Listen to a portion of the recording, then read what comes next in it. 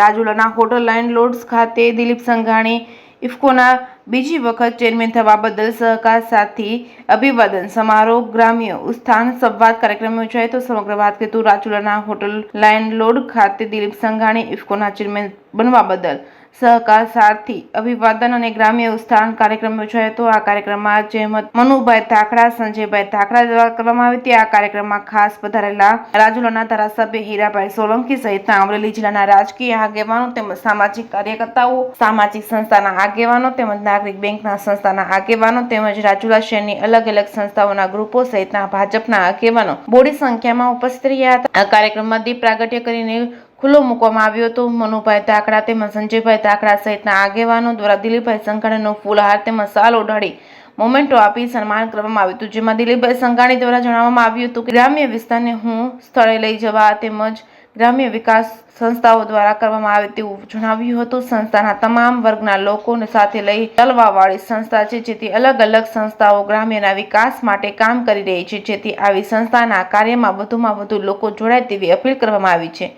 ગુજરાતી સાથે કાઉશા કનોજિયા જાફરાબાદ।